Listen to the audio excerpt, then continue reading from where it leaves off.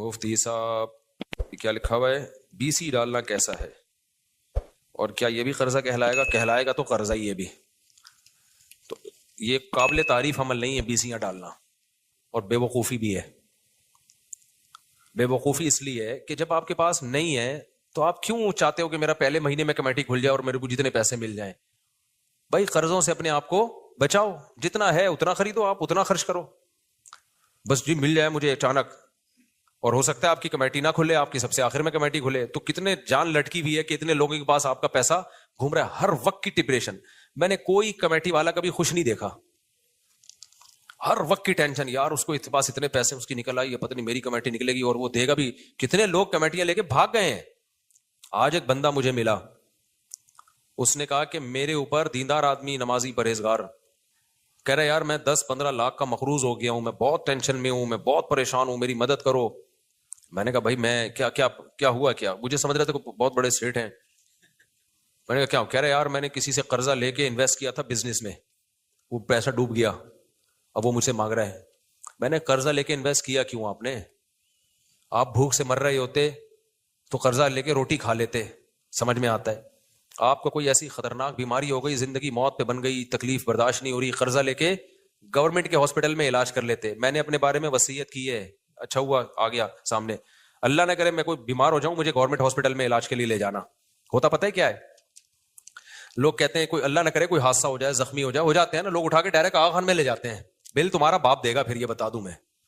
ہاں یہ بہت ہوتا ہے مشہور لوگوں کے ساتھ.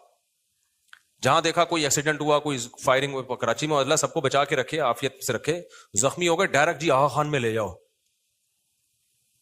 تو جو مجھے آغا خان میں لے کے جائے گا بل پھر وہی دے گا سارا، یہ میں بتا دوں. کیونکہ اس وقت آدمی ہوش میں نہیں ہوتا، جہاں لوگ لے جا رہے ہوتے ہیں آدمی چلا جاتا ہے. پھر جب 15 20 30 40 50 لاکھ 1 کروڑ کا بل بن کے آ گیا تو عذاب ہے بھائی. یہ ہسپتالوں میں، گورنمنٹ ہاسپٹل میں وہی علاج ہوتا ہے جو پرائیویٹ میں ہوتا ہے. ہاں ٹیسٹ ویسٹ میں کوشش کرتا ہوں، جو چھوٹے موٹے ٹیسٹ ہیں وہ اچھے ہاسپٹل سے کرواؤں. لیکن جب کوئی اللہ نہ کرے بڑی بیماری آتی ہے جس میں لاکھوں روپے روز خرچ ہوتے ہیں، بھائی وہ آدمی گورنمنٹ میں ہی کروا لے. سمجھ میں؟ تو اپنے آپ کو اتنا نہیں مصیبتوں میں ڈالو. میں نے لوگوں کو دیکھا ہے، کروڑوں پتی لوگوں کی جائیدادیں بک گئی علاج میں. تو کیوں یار ایسا؟ پھر زندہ رہ کے بھی آدمی کہتا ہے ختم. ٹھیک ہے نا؟ ایک ٹیکا اتنا مہنگا لگ رہا ہوتا ہے. تو یہ کھرب پتی لوگوں کے کام ہے. آغا خان میں علاج کروائیں، جو مہنگا علاج ہے وہ زرداری صاحب کروائیں، وہ نواز شریف صاحب کروائیں. لوگوں پہ سوٹ کرتی ہیں یہ چیزیں. نارمل جو ہم جیسے لوگ ہیں، میں نہیں کہہ رہا ہم غریب ہیں، اللہ نے میرے پاس بہت کچھ دیا ہے، لیکن میں کیوں سارا آغا خان میں لگا دوں بھائی؟ میں چھوٹی موٹی بیماری ہے، ٹیسٹ ہیں، وہ ٹھیک ہے، اس کے لیے تو جو ہے نا وہ آپ کوشش کریں لیب اچھی ہونی چاہیے. اس میں تو میں آغا خان ہی کو ترجیح دیتا ہوں. اگر گنجائش ہو تو پھر آغا خان سے. لیکن اگر لاکھوں روپے کا مسئلہ جا رہا ہے، یہ جو بڑی کوئی حادثے ہو جاتے ہیں یا کوئی بڑی بیماریاں آ جاتی ہیں، اس میں تو ٹھک ٹھک ٹھک ایسے بل بن رہا ہوتا ہے. مجھے یاد ہے آج سے 10-12 سال پہلے میرا بچہ جو ہے نا گرا سر کے بل، سر پہ چوٹ لگی، شرارتیں کر رہا تھا تو الٹیاں شروع ہو گئیں. آپ کو پتا ہے سر پہ چوٹ کے بعد الٹیاں آنا خطرناک ہوتا ہے. فوراً ایم آر آئی وغیرہ کروانا پڑتا ہے کہ دماغ میں، ایم آر آئی کہتے ہیں، کیا کہتے ہیں، دماغ کا ایم آر آئی، سوری سی ٹی اسکین تھا یہ، پتہ نہیں ایم آر آئی تھا کیا. اب مجھے زیادہ ہسپتالوں کا پتہ نہیں تھا. میں نے ایک دوست کو بولا یار فوراً ہاسپٹل جاؤ، اس کے ڈاکٹر نے کہا سی ٹی اسکین کرواؤ، پتہ نہیں ایم آر آئی کرواؤ دماغ کا. وہ مجھے لے کے جا رہا ہے، ہم جا رہے ہیں وہی والی ایف ایکس پہ نا، وہی جس کو یوں گھماتا ہے آدمی. تو وہ جا رہا ہے لیاقت نیشنل کی طرف یا شہزاد خان کی. میں نے کہا بھائی یہ سی ٹی اسکین کا خرچہ کتنا ہوگا؟ کہہ رہے 50,000 60,000. اب 10 سال پہلے 50,000 بہت بڑی رقم تھی. میں نے کہا آپ نے پہلے مجھ سے پوچھا ہے کہ میری جیب میں 50,000 ہیں بھی کہ نہیں ہے؟ کہہ رہے نہیں دیکھیں مفتی صاحب علاج پہ کمپرومائز نہیں کرنا چاہیے، بچے کا علاج ہمیشہ اچھا ہونا چاہیے. میں نے کہا مجھے مشورے نہیں چاہیے، آپ اس کو اس ہاسپٹل میں لے کے جاؤ جہاں پیسے کم خرچ ہوں. میں نے کوئی بھیک تھوڑی مانگنی ہے لوگوں سے یار. یہ بھی لوگوں کی اوقات ہے، اوقات سے بڑھ کر علاج ہو رہے ہیں، پیسے نہیں ہے تو آ کے بھیک مانگ رہے ہیں. بھائی یہ گورنمنٹ ہاسپٹل ٹھیک ہے، وہ بات نہیں ہے یہاں پہ، لیکن یہ بھی بنے ہوئے ہیں. اپنی چادر دیکھ کے پاؤں پھیلاؤ، آپ فنڈر بننے کی کوشش مت کرو. یہ کوئی طریقہ نہیں ہے کہ جی چونکہ علاج یہاں معیاری نہیں ہوتا میں نے آغا خان میں ہی کرانا ہے اور زکاتیں مانگنی ہے میں نے. تو یہ کون سا طریقہ ہے بھائی؟ میں نے کہا بھائی کیا کر رہا ہے کہیں اور سے. مجھے بڑا غصہ آیا اس کے اوپر، میرے سے پوچھ رہے نہیں ہو کہ آپ کے پاس پیسے بھی ہے یا نہیں ہے. اور اس وقت میرے اگر 50,000 کا بل بنا دیتا نا وہ، میں تو گیا تھا، اس کی الٹیاں ٹھیک ہو جاتی، مجھے الٹیاں لگ جانی تھی وہ. تو پھر ہم گئے ادھر سول ہاسپٹل گئے، 10 روپے کی پرچی بنی ہے، وہی رپورٹ آئی ہے اس کی, بالکل انہوں نے کہا ٹھیک ہے کوئی اندر سے کوئی مسئلہ نہیں ہے. میں نے ڈاکٹر کو دکھایا, میں نے کہا یہ سول ہاسپٹل کی لیب کی رپورٹ ہے, کوئی مسئلہ تو نہیں ہے, ایسے تو نہیں غلط رپورٹ ہو. ڈاکٹر نے کہا نہیں کوئی فرق نہیں ہے, سول ہاسپٹل سے کرا لو, لیاقت نشر سے کرا لو, آخان سے کرا لو, اور کتنے آرام سے 10 روپے کی پرچی بنی اور اب فٹ فاٹ ہے الحمدللہ, کوئی مسئلہ نہیں ہوا. تو یہ آج کل ایک بہت بڑا مرض ہے کہ ہر آدمی کو علاج چاہیے. آخان میں ٹھیک ہے معیاری علاج ہوتا ہے, لیکن آپ اپنی, ایسا تو پھر امریکہ میں اور زیادہ اچھا علاج ہوتا ہے, جاپان میں اس سے بھی اچھا علاج ہوتا ہے. پھر آپ ذرا سا پھوڑا بھی نکلے نا, آپ جاپان کا ویزے کی کوشش کرو کہ میرا جو ہے پھوڑا وہاں سے ٹھیک کراؤں گا, کیونکہ یہاں بہت سارے اناڑی ڈاکٹروں نے پھوڑوں کو کینسر میں تبدیل کر دیا ہے. تو اس لیے جو اپنی اوقات ہے اس سے آگے نکلنے کی کوشش مت کرو. مجھے غصہ, میں نے کہا بھائی, تو میں نے اپنے بارے میں بھی یہاں بھی کل پرسوں میں نے ساتھیوں کو بٹھایا, میں نے کہا کوئی خدا نہ خواستہ ایسا کوئی حادثہ ہو جائے, کوئی زخمی ہو, آغا خان جو لے کے جائے گا بل اس کا باپ بھرے گا. پھر میں نے بتایا, میں نے کہا میں سیدھے سے جانا گورنمنٹ ہاسپٹل, عباسی لے جاؤ یا ادھر لے جاؤ, سب ایک ہی جیسے ہوتے ہیں.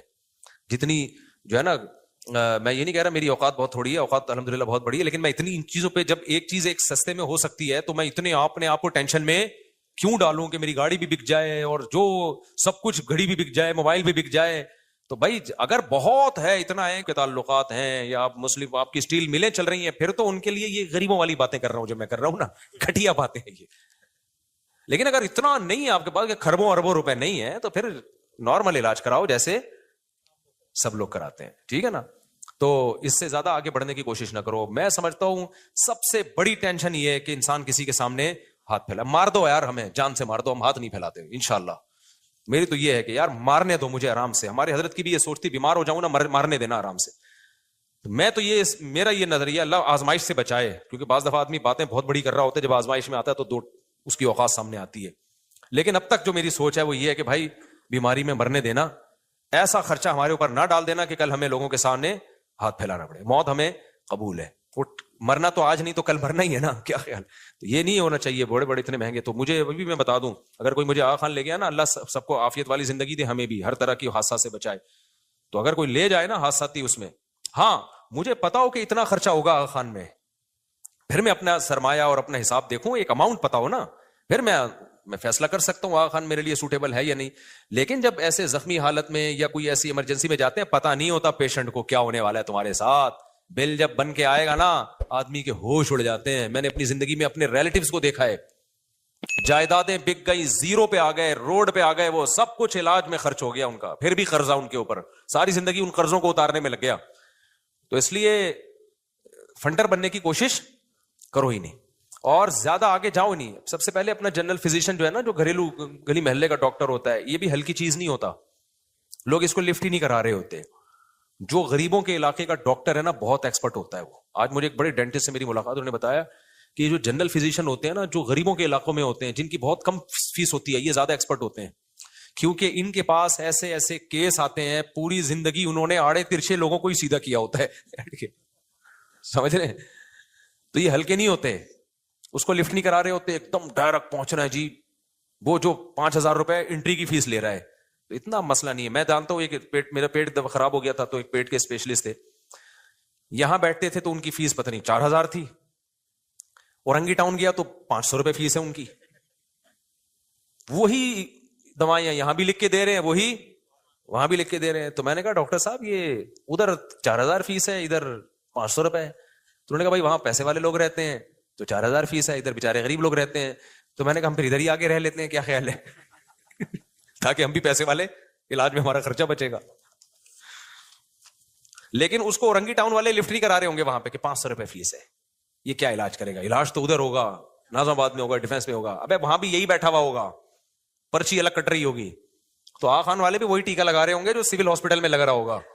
پھر بھی اگر بہت پیسہ ہے تو پھر آغا خان میں کراؤ, بہت زیادہ اگر ہے تو پھر صحت پہ کمپرومائز نہ کرو. لیکن اتنا پیسہ مقابلہ کرنا آسان کام نہیں ہے بھائی. اچھا یہ میں واقعہ مکمل کر دوں, تو وہ کہہ رہے تھے میں نے 8-10 لاکھ روپے کہیں سے قرضہ لے کے کاروبار میں لگا دی. اس سے مجھے یاد آیا کہ آغا خان میں جو لے کے جائے گا نا مجھے, بل کون بھرے گا, خود ہی بھرے گا وہ. تو اب اس میں کیا مسئلہ ہے, وہ کہنے لگے کہ میں پھنس گیا, میں یہ ہو گیا. یہ بہت کیسز آ رہے ہیں, میں نے فلاں سے ادھار لیا, کاروبار میں لگایا. پر بھائی تیرے پاس جب پیسے نہیں تھے تو ادھار لے کے کاروبار میں لگایا کیوں تم نے؟ ہوس ہے, ہوس, ایک دم مالدار بننے کا شوق.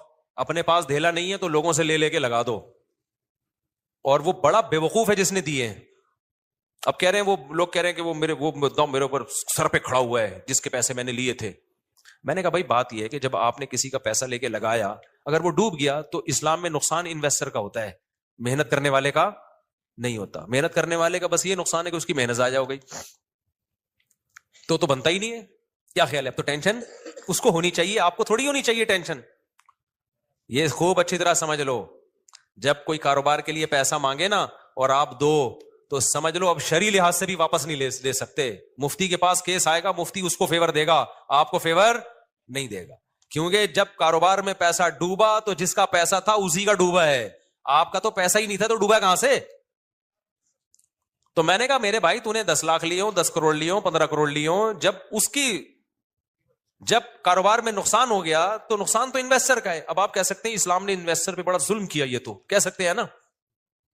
بھائی بات یہ ہے کہ جس کے پاس پہلے ہی پیسہ نہیں تھا اس کو پیسہ کا پابند بنا دینا یہ زیادہ بڑا ظلم نہیں ہے کیا؟ کیونکہ کاروبار میں کبھی پروفٹ ہوتا ہے کبھی لاس ہوتا ہے. اس کے پاس اتنا پیسہ ہے نہیں کہ کاروبار میں لگا دے وہ, اور لاس بھی اس کے اوپر ڈالا جائے وہ تو زمین میں گڑ جائے گا. ہاں اس کی حماقت سے لاس ہوا ہے تو پھر اس کی ذمہ داری ہے. یعنی اس نے جیسے دکان کھلی چھوڑ گیا, رات کو سونے کی دکان کھولی, پیسہ آپ نے دیا, دکان وسیم نے بنائی, سونے کی دکان کھولی ہے اور سو رہا ہے اس میں. یہ دکان کس کی کھولی تھی اس نے؟ سونے کی, گولڈ کی دکان کھولی اور سو رہا ہے. چور سارا گولڈ لے کے چلے گئے. اب اس کو بھرنا پڑے گا کیونکہ یہ نقصان کس سے ہوا ہے؟ اس کی کوتاہی سے ہوا ہے. سونے کی دکان کون تالے لگائے بغیر چھوڑ دیتا ہے؟ یا اس نے کاروبار میں قیمت اتنی کم رکھی کہ اس کی حماقت تھی, اس سے نقصان ہو گیا. جہاں مزدور کی یا جو مزاربت پہ کام کرنے والا آدمی ہے اس کی حماقت سے جو نقصان ہوگا اس کا تو وہ ہوگا. جو قدرتی طور پہ کاروبار میں اب ہوتا ہے, کاروبار میں کسٹمر ہی نہیں آ رہے, تو وہ ٹوٹلی نقصان کس کا ہے؟ انویسٹر کا ہے. تو یہاں ایک اشکال ہوگا کہ انویسٹر بیچارے کا کیا قصور ہے؟ انویسٹر کا یہ قصور ہے تو نے پیسے دیے کیوں؟ تو پاگل ہے, تجھے اتنی عقل نہیں ہے کہ جیب جو اللہ نے ہم لوگ جو جیبیں سلواتے ہیں کوئی سائڈ کی کوئی اوپر کی, وہ اس لیے کہ اپنے پیسے کہاں رکھیں. یہ جو دوسروں کی جیبیں ہیں یہ آپ کے پیسے رکھنے کے لیے نہیں ہے. دوسرے کا اکاؤنٹ دوسرے کے پیسوں کے لیے کھولا ہے آپ نے, دوسرے کا اکاؤنٹ کھول لیا اپنا پیسہ رکھنے کے لیے, تو آپ سے بڑا تو اسلام آپ کو اس حماقت اور بیوقوفی کی سزا دیتا ہے. اور دنیا میں جتنے بھی لا ہے نا, ساری دنیا کی عدالتوں کا بھی یہ لا ہے کہ اگر آپ نے کسی کو پیسہ دیا اور وہ کھا گیا تو آپ قانون کے ذریعے نہیں لے سکتے. ہر جگہ عدالت کیا کرے گی؟ عدالت صرف یہ کرے گی جس نے پیسہ کھایا اس کو بلائے گی. پاکستان کا بھی یہ لا ہے, بلائے گی کہ آپ نے واقعی کھایا, آپ کا ہاں میں کھایا, میں دل سے مانتا ہوں کہ میں نے وسیم کے 1 کروڑ روپے کھائے ہیں. عدالت کہے گی کہ آپ واپس کریں, آپ بول دو میں نہیں کر سکتا واپس. نہ اس پہ پوری دنیا میں کوئی جیل ہے, پوری دنیا میں پاکستان سمیت کچھ بھی نہیں ہے اس پہ. عدالت کہے گی کتنے دے سکتے ہیں, کائنڈلی کچھ تو بولے نا آپ کہ میں 5 روپے دوں گا ہر مہینے. کتنے دوں گا؟ 5 روپے. اور آپ بولے میرے اتنے خرچے, کوئی ثبوت وہ بھی نہیں زیادہ مانگے جاتے اس پہ. عدالت کہے گی چلو ہر مہینے کتنے دے دو؟ 5 روپے. کورٹ کہے گی میرے خزانے میں جمع کرا دو, اور پھر ہم اس بندے کو, وہ بندہ 50 روپے کا پیٹرول خرچ کر کے کیا لینے جائے گا؟ 5 روپے. اس کے بعد پھر ایک دن آپ نے کہا میں نہیں دے رہا, اس دفعہ میرے پاس 5 روپے نہیں. عدالت پھر نوٹس بھیجے گی, آپ کورٹ میں گئے, جج نے پوچھا کیوں نہیں دے رہا, تو نے پکا وعدہ کیا تھا میں ہر مہینے 5 روپے دوں گا. سر وہ مسئلہ یہ میرے ماموں کا انتقال, میری نانی کا انتقال, میرے گھٹنے میں مسئلہ, میرے فلانے میں مسئلہ, میں 5 روپے نہیں میں 2.5 روپے دوں گا. عدالت کہے گی بدتمیز, شرم نہیں آتی, آئندہ 2.5 روپے پابندی. اس سے زیادہ دنیا میں کہیں نہیں ہے. آپ سمجھ رہے ہیں میں مذاق کر رہا ہوں, حقیقت کر بتا رہا ہوں میں. عدالت کہے گی آئندہ, وہ بھی بہت ہی کوئی سخت قسم کا جج ہوگا نا, وہ ڈانٹے گا بدتمیز 2.5 روپے دینا پابندی سے. پھر 2 پہ آ گئے, 1.5 پہ آ گئے, بولو ہے ہی نہیں, کوئی لا نہیں ہے. آخر میں جب آپ وکیلوں کو تنگ کرو گے, جج کو چڑھ جاؤ گے نا جج کے اوپر, جج بولے گا دیے کیوں تھے اور بالکل صحیح کر رہا ہے وہ جج, دیے کیوں تھے؟ کوئی ڈکیتی کر کے تھوڑی لے کر گیا, تم سے چوری کر کے, تمہاری رضا سے لے کر گیا ہے, تو تم نے ٹرسٹ کی بیس پہ دیا ہے نا, تو تمہارا ٹرسٹ ہی غلط تھا.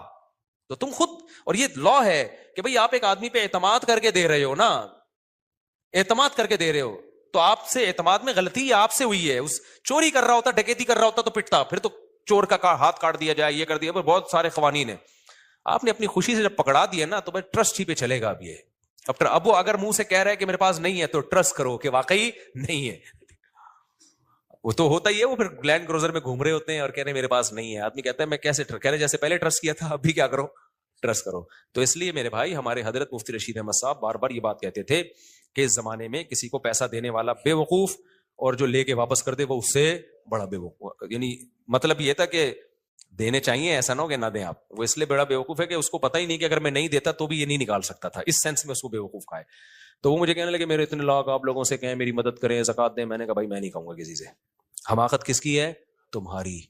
اور وہ تم سے بڑا بیوقوف جس نے تمہارے ہاتھ میں 10 لاکھ تھما دیے کہ جا بیٹا بزنس کر, اور آدھے میرے آدھے تیرے. اس کو ہی نہیں پتا کہ وہ جب محنت کرے گا پورا رقم اس کے پاس آئے گی تو کیوں دے گا وہ آپ کو.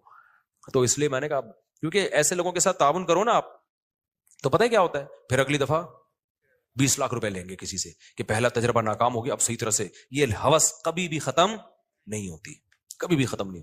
جتنا ہے اس پہ قناعت کرو, اسی کو ڈبل کرنے کی کوشش کر لو. ادھار مانگ کے نہیں ہوتا بھائی.